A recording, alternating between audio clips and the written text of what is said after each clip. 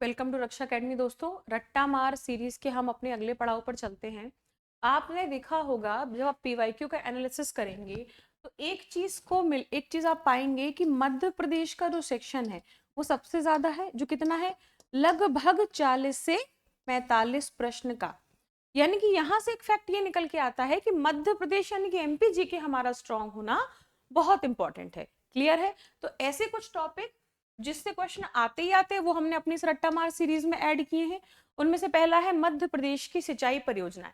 तो कुछ तथ्य देख लेते हैं। मध्य प्रदेश की पहली जल विद्युत परियोजना चंबल घाटी परियोजना 1954। पहली सिंचाई परियोजना तो पलकमती तालाब गंदारा जिला रायसेन। ये डायरेक्ट पूछा है कि पलकमती तालाब कहां पर है, तो रायसेन में है। क्लियर है? चलिए, अब सिंचाइयों का वर्गीकरण।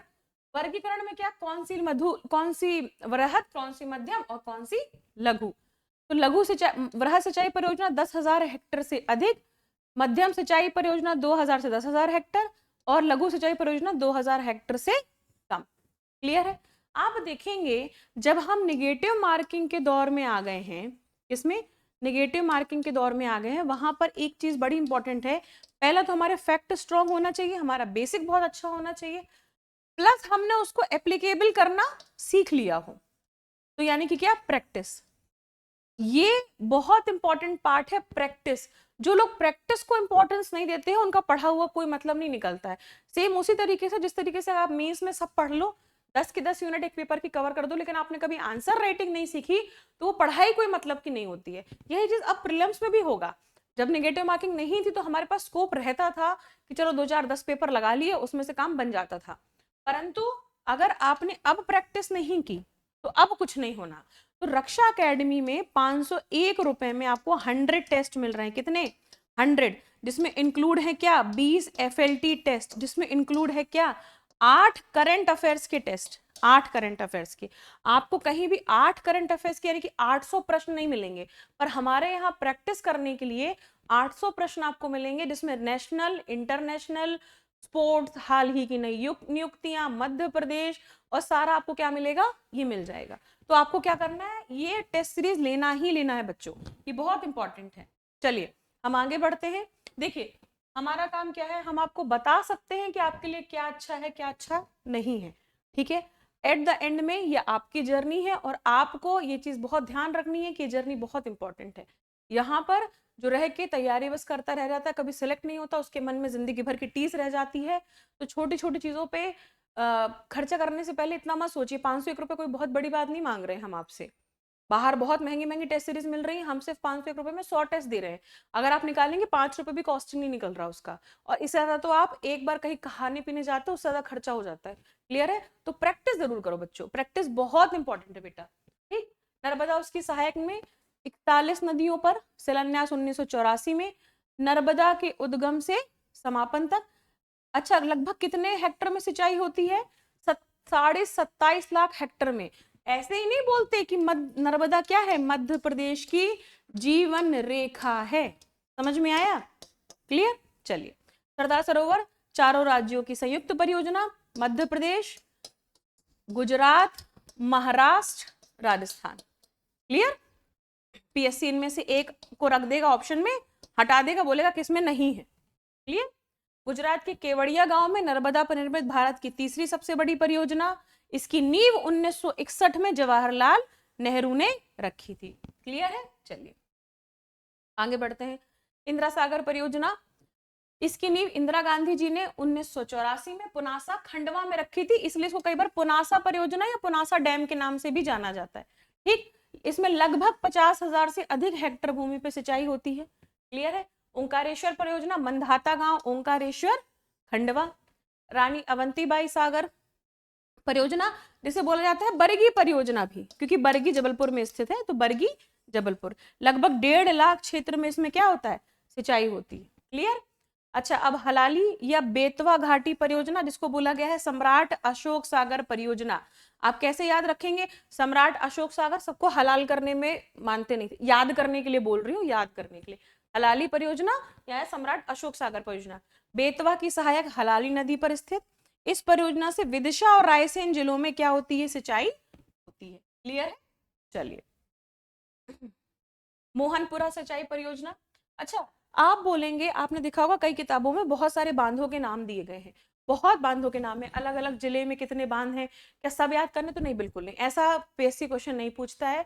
आप पीवाईक्यू उठाएंगे तो या तो वो हाल ही की कोई परियोजना होगी तब पूछी गई हो, कि हाल ही कैसे, कि जान मान लो कैबिनेट मिनिस्ट्री ने अभी हाल ही में उसकी घोषणा की हो, चर्चा में रही हो, या उसका हाल ही में उसका उद्घाटन हुआ हो, क्लियर है, या दो राज्यों की संयुक्त परियोजना हो, 2 या 3 राज्यों की क्या हो, संयुक्त परियोजना हो, तब पीएससी क्वेश्चन पूछता है।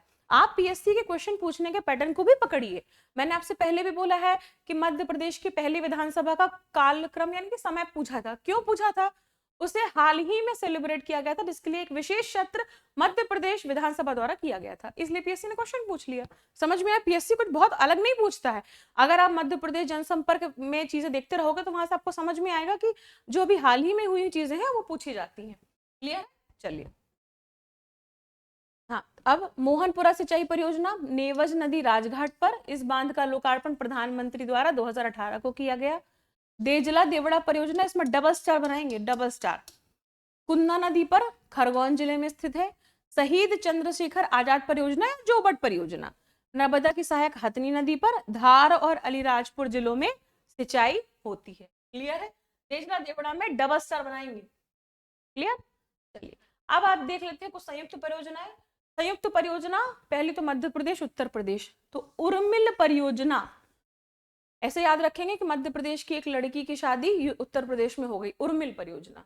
छतरपुर जिले के ग्राम भिरौटा में उर्मिल नदी पर बना हुआ है उर्मिल परियोजना। उर्मिला लड़की कहाँ चली गई? उत्तर प्रदेश चली गई। क्लियर?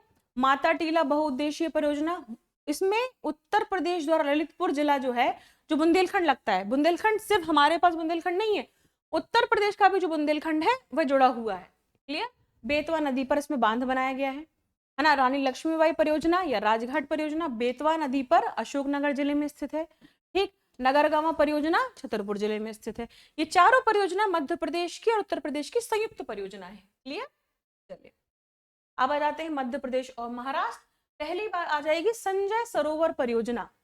संजय सरोवर परियोजना या अपर बेनगंगा परियोजना, इसके अंतर्गत भीमगढ़ के समीप बेनगंगा नदी पर मिट्टी का बांध बनाया गया है शिवनी जिले में। क्लियर? राजीव सागर परियोजना या बावन थड़ी परियोजना, बालाघाट में बांध बनाया गया है। ये बावन थड़ी में डबल स्टार बनाएंगे। बावन थड़ी परियोजना, राजीव सागर परियोजना, इसमें डबल स्टार बनाएंगे, ये जरूर पूछे जाने वाला क्वेश्चन है। पेंच परियोजना, छिंदवाड़ा जिले में ग्राम माचागोरा में पेंच नदी पर। क्लियर? अब मध्य प्रदेश और राजस्थान। जब मध्य प्रदेश और राजस्थान की बात आती है तो सबसे पहले आता है चंबल घाटी परियोजना, मध्य प्रदेश की पहली नदी परियोजना। इसमें 3 बांध है। कैसा? गांधी सागर, राणा प्रताप सागर, जवाहर सागर। जगह मंदसौर, चित्तौड़गढ़ और कोटा। आप ऐसे याद रखेंगे कि गांधी जी और जवाहर जी के बीच राणा प्रताप बैठे हुए हैं। एक फोटो फ्रेम इमेजिन करिए, यहाँ गांधी, यहाँ राणा प्रताप और यहाँ जवाहर सागर, ऐसे आपको क्रम जो है याद हो जाएगा। क्लियर? सिंचाई क्षमता लगभग 3.5 लाख एकड़ पे सिंचाई होती है। क्लियर? आप मुझसे बोलेंगे कि याद करने की और क्या ट्रिक है? याद करने का एक बहुत शानदार तरीका है कि आप एक पॉलिटिकल मैप एमपी का प्रिंट आउट कराइए, खाली मैप प्रिंट आउट कराइए और उस मैप में सब कुछ भर लीजिए। पेंसिल लीजिए और पेंसिल से सारी नदियां बनाइए और नदियों में जहां जहां जो जो आपको पता हो उसको भर दीजिए और उसको बार बार देखिए। एमपी याद होना बहुत आसान हो जाएगा मैप के थ्रू। चंबल परियोजना में जो बाईं ओर की नहरें हैं वो राजस्थान और दाईं ओर की जो नहरें हैं वो मध्य प्रदेश की सिंचाई करती हैं। डबल स्टार बना लेंगे यहाँ पर। बाईं यानी कि राजस्थान, दाईं यानी कि मध्य प्रदेश। क्लियर? अब मध्य प्रदेश, उत्तर प्रदेश और बिहार की संयुक्त परियोजनाएं कैसे याद रखेंगे? आप सोन नदी का जब फ्लो देखेंगे तो वह मध्य प्रदेश, उत्तर प्रदेश और बिहार तक पूरी पूरी जाती है। तो बाण सागर परियोजना पहली बात किस पे बनी है? सोन नदी पर है बाण सागर। क्लियर? नामकरण कवि बाण भट्ट के नाम पर। यह सोन नदी पर बाण सागर बांध देवलोक में बना हुआ है। क्लियर है? इसमें सबसे इंपॉर्टेंट कोई चीज है तो यह है कि यह मध्य प्रदेश, उत्तर प्रदेश और बिहार की क्या है? संयुक्त परियोजना है। क्लियर है? इसमें से एक ऑप्शन पीएससी डाल देगा, हटा देगा, बोलेगा इनमें से किसकी नहीं है। समझ में आया? किस नदी पर है? तो सोन नदी पर है। शहडोल देवलोक में इस पे बांध बना हुआ है। क्लियर है? लगभग 3-3.5 लाख हेक्टेयर में इसमें भी सिंचाई होती है क्योंकि लंबी लंबी नदी है ना, तो परियोजना भी काफी बड़ी है। क्लियर है? समझ में आया? सिंचाई परियोजनाओं में क्या हमको पढ़ते समय ध्यान रखना है पीवाईक्यू का एनालिसिस करके?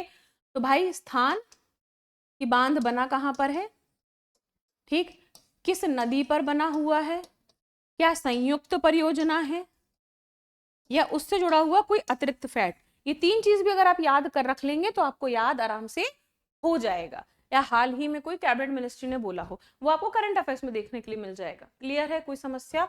तो कोई समस्या नहीं। आप इसका पीडीएफ कहाँ से मिलेंगे फ्री ऑफ कॉस्ट? इसका पीडीएफ आपको मिलेगा रक्षा अकेडमी के टेलीग्राम चैनल से। वहीं पर आपको मेरी, वकुल सर, पंकज सर की पीडीएफ भी मिलेंगी, ठीक है। वहीं से आपको आनंद सर द्वारा पॉकेट नोट सीरीज जो लाई जा रही है उसकी पीडीएफ भी फ्री ऑफ कॉस्ट मिलेंगी। अब इससे ज्यादा तो अब आपको डाउनलोड, ज्वाइन करके डाउनलोड ही करना है बस, और बाकी पढ़ाई करनी है। तो कोई समस्या इसमें है नहीं। क्लियर है? चलिए, अब एक बात का आप ध्यान रखेंगे कि अभी इतना समय पर्याप्त अभी भी है कि आप बहुत अच्छे से पढ़ाई कर सकते हैं। 50-55 दिन कम नहीं होते हैं प्रीलिम्स के लिए। अगर कोई ध्यान से 8-8 घंटे भी पढ़ लेगा तो बिल्कुल प्रीलिम्स निकलेगा। क्लियर है? तो आप अपनी तैयारी में लगे रहिए। रक्षा अकेडमी जितना ज्यादा हो सकेगा वो आपके लिए तैयारी में सहायक रहेगी। जय हिंद, जय भारत।